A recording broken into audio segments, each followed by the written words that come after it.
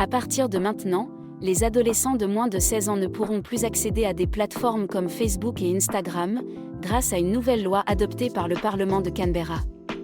C'est l'une des législations les plus strictes au monde, visant à protéger nos jeunes des dommages potentiels liés à ces réseaux sociaux.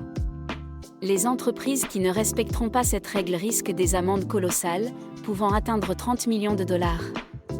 Cependant, des plateformes comme WhatsApp et YouTube, essentielles pour les devoirs, seront exemptées.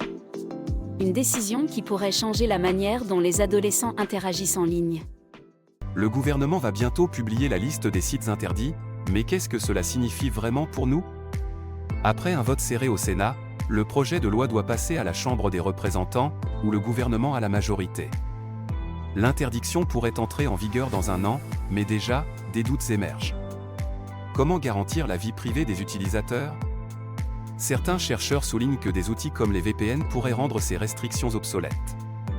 Alors, est-ce que ces mesures vont vraiment fonctionner, ou ne sont-elles qu'une illusion de sécurité? Nous respectons les lois du Parlement australien, mais il est essentiel de s'interroger sur la rapidité avec laquelle cette loi a été approuvée. Pourquoi ne pas avoir pris le temps d'examiner les preuves? Le secteur a déjà mis en place des mesures pour garantir des expériences adaptées à chaque âge. Et qu'en est-il des voix des jeunes? Elles méritent d'être entendues. Même Elon Musk a exprimé ses préoccupations.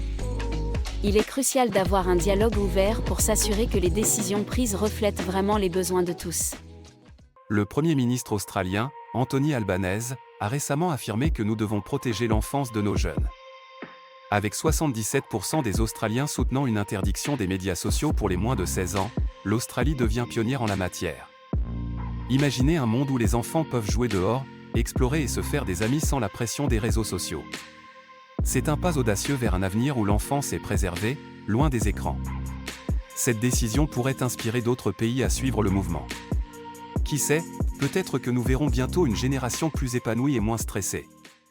L'accès des mineurs aux plateformes numériques est un sujet brûlant dans le monde entier. Aux États-Unis, des États comme New York et la Floride imposent déjà des restrictions. En Espagne, un projet de loi vise à interdire l'accès aux moins de 16 ans. La France suit cette tendance avec des mesures similaires. Et en Chine, c'est encore plus strict. Depuis 2021, les jeunes de moins de 14 ans ne peuvent jouer que 40 minutes par jour sur Douyin. Ces décisions soulèvent des questions cruciales sur la protection des enfants et leur bien-être à l'ère numérique. Qui aurait cru que la technologie pourrait être à la fois un outil et un défi pour notre jeunesse ?